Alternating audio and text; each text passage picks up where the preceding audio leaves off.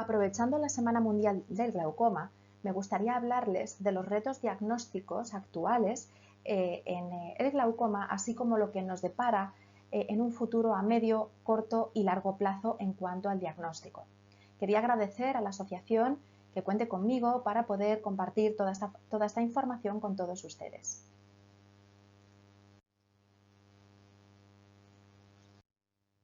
Como todos saben, el glaucoma es una de las principales causas de ceguera en el mundo y se trata de una enfermedad crónica bilateral que cursa con un aumento de presión intraocular.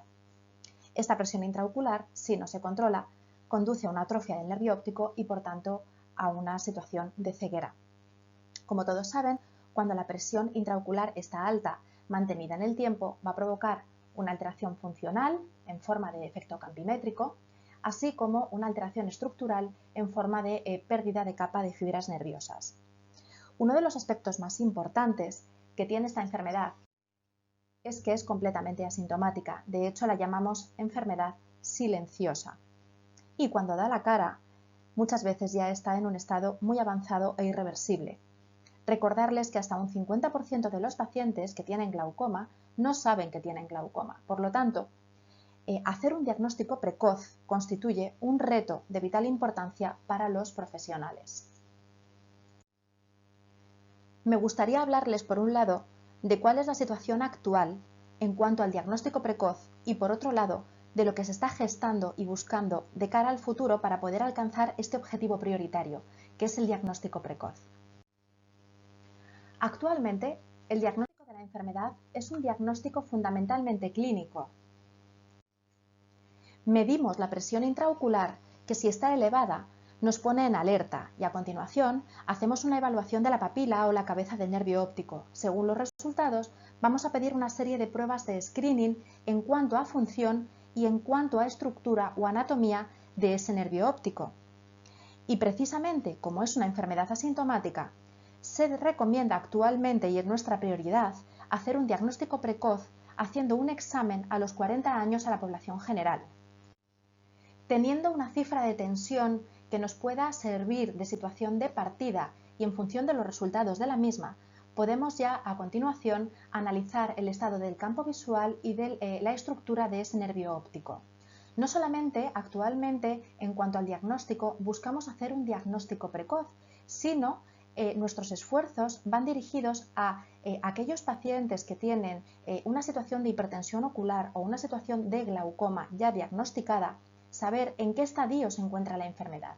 No solamente el estadio, sino también cuál es la evolución de la misma. Es decir, ¿estamos en una situación estable o está progresando esta situación glaucomatosa? Y si progresa, ¿cómo de rápido progresa? Y en este caso o en cada caso de forma individual, ¿cuál es el mejor tratamiento para este paciente? Para ello, hoy en día contamos con softwares de progresión no solamente en cuanto a la función, softwares de progresión campimétrica, sino también cuáles nervios progresan en función de su estructura. También tenemos hoy en día softwares de progresión estructural. Y esto es el objetivo fundamental actual de los diagnósticos, hacer un diagnóstico precoz y una vez diagnosticado saber si esta enfermedad está estable o progresa. ¿Y qué hay del futuro? El futuro se llama inteligencia artificial y el objetivo fundamental es hacer un diagnóstico precoz y diferenciar pacientes sanos de pacientes enfermos o potencialmente enfermos. Y para que ustedes puedan entender cómo podríamos aplicar la inteligencia artificial en la oftalmología y concretamente en el glaucoma, me gustaría poder explicar un poquito mejor, con palabras llanas y con explicaciones sencillas, tres conceptos que modulan o que explican la inteligencia artificial. Y estos tres conceptos van a ser el Big Data, el Machine Learning o aprendizaje automatizado o el Deep Learning o aprendizaje profundo. El Big Data. El Big Data es una caja donde metemos cantidades masivas de datos digitales. Es la fuente de ingesta de todos los datos que vamos a utilizar o que van a utilizar luego el Machine Learning o el Deep Learning. Es donde están almacenados todos los datos digitales. ¿Qué es el Machine Learning? El Machine Learning coge los datos de esa gran caja que llamamos Big Data y los analiza para aprender a realizar ciertas tareas de forma automática. El Machine Learning es una técnica dentro de la inteligencia artificial que permite a los ordenadores aprender como lo hacemos nosotros, los humanos. Es como un algoritmo que puede modificarse a sí mismo con el fin de adaptarse a los datos que está procesando y además resolver por su cuenta los problemas. De manera que cualquier sistema que tenga Big Data y Machine Learning puede analizar los datos, identificar problemas y resolverlos. ¿Qué es el Deep Learning? Es un subgrupo o un subcampo o una pequeña parte del Machine Learning que está basado en redes neuronales. Es un sistema mucho más complejo que coge los datos más importantes de la gran caja del Big Data para aprender sobre ellos a niveles mucho más profundos y poder realizar tareas más complejas. Esto ya es un aprendizaje muy complejo y muy profundo, mucho más complicado, que va a permitir al sistema informático predecir tendencias, fenómenos o circunstancias y mejorar procesos sin la asistencia humana. Dicho así, son conceptos bastante complicados de entender, pero les voy a poner un ejemplo muy representativo de la interacción o de la relación que tienen el Big Data y el Machine Learning y que van a entender yo creo que rápidamente. Estos ejemplos son Google, Instagram, Facebook, Amazon, Spotify, todo aquello que se puedan imaginar. Todas estas empresas utilizan técnicas de Big Data para extraer y procesar los datos de forma masiva. ¿Y de dónde obtienen estos datos? Es muy fácil, de las búsquedas que hacemos todos los días, de los contenidos que visitamos, de las interacciones, es decir, los likes, los me gustan, los corazoncitos, de los horarios de búsqueda, cuándo utilizamos Internet, cuándo buscamos en todas estas aplicaciones. Y todo ello genera datos masivos que estas empresas van almacenando y a los cuales luego se les aplican estas técnicas de inteligencia artificial como el Machine Learning o el Deep Learning. ¿Para qué? Pues para encontrar hábitos de consumo, es decir, qué compro, qué me gusta, qué me interesa, o para predecir tendencias, o para detectar necesidades no satisfechas, por ejemplo, un viaje a un resort de 5 estrellas a las Maldivas es mi sueño, o bien para recomendar productos de forma individualizada. Y es que esta forma de manejar los datos y aplicar la inteligencia artificial sobre ellos se usa cada día más y más en todos los ámbitos que nos rodean. Pero ustedes me podrán decir, ¿y cómo nos afecta todo esto en la oftalmología? La oftalmología es una de las especialidades médicas que más se puede beneficiar de todo lo que ofrecen el Big Data y la inteligencia artificial. Y esto se debe a que utilizamos muchas imágenes, hacemos gran cantidad de uso de instrumentos diagnósticos, ha habido una incorporación muy temprana a las historias clínicas informatizadas.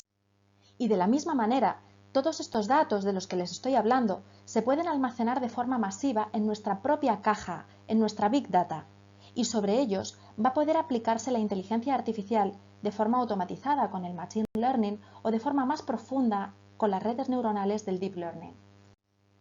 Gracias a esto, la inteligencia artificial nos permitirá diferenciar pacientes sanos de enfermos, pero además van a integrar de forma individual datos muy heterogéneos, todos medidos de forma integral, datos de estructura, datos de función, pero no solamente datos de estructura y función o datos de la forma de la papila, sino también va a incorporar datos antropométricos, datos de estilo de vida, dieta, ejercicio, factores de riesgo. Todo ello incorpora y se integra de tal forma que los algoritmos van a ser capaces de predecir qué pacientes van a enfermar de glaucoma y van a predecir qué tratamiento va a ser el que mejor resultados va a tener en cada paciente de forma individualizada. Si usamos esta tecnología en campañas de detección de patologías oculares, permitirá el diagnóstico temprano de una de las enfermedades que causan más discapacidad visual en España, con un 2,1% de prevalencia en mayores de 40 años. Pero vamos a ir más allá. Nosotros aquí somos afortunados porque tenemos un acceso relativamente sencillo y rápido al especialista en oftalmología desde nuestro médico de atención primaria. Pero si miramos un poquito más allá, hay muchos lugares donde no es fácil encontrar atención médica. y los sistemas basados en inteligencia artificial podrían ayudar a quienes de otra forma no tendrían acceso a ella. La idea es que en el futuro los pacientes podrán ir a una cabina de detección que toma una imagen de sus ojos y en pocos segundos nos indica si debemos consultar a un médico o no y si tenemos que hacerlo, cuándo hay que hacerlo. De esta manera, la inteligencia artificial no reemplazará a los médicos en el corto y medio plazo y sí nos permitirá ser aún más eficientes en cuanto a nuestros diagnósticos y en cuanto a nuestros tratamientos. Además, nos va a permitir encontrar y atender a un mayor número de pacientes que podrían no ser detectados por fallas de disponibilidad del sistema de salud. ¿Cuál es nuestra situación actual de cara a la inteligencia artificial? Hay una cosa que tiene que quedar clara, y es que es muy importante que los profesionales de la medicina dediquen su esfuerzo a que los datos que forman parte del Big Data sean válidos. Por eso, actualmente nos estamos preparando para el futuro de la inteligencia artificial y tenemos que intentar llegar a consensos. Tenemos que aprender a etiquetar las imágenes. Tenemos que consensuar definiciones y mediciones. Y a partir de ahí, los algoritmos se encargarán de aprender los parámetros necesarios para poder clasificar correctamente nuevas imágenes. Y a medida que los sistemas de inteligencia artificial se vayan combinando con la inteligencia humana, tendrán el potencial de revolucionar el cuidado de los pacientes. Por lo tanto, bienvenida la inteligencia artificial. Vamos a aceptar bien la ayuda.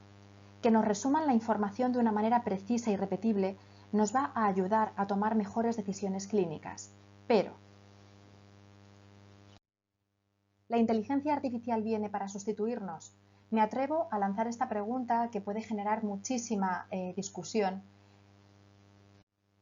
y muchísimo debate.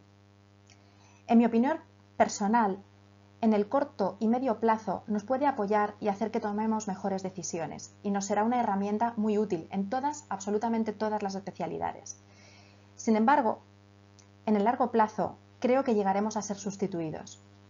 ¿Cómo regulemos todo esto? Es otro tema de discusión que da para mucho rato. Y está en manos de todo el colectivo científico cómo gestionar el desarrollo de la inteligencia artificial en el futuro. Muchísimas gracias por su atención.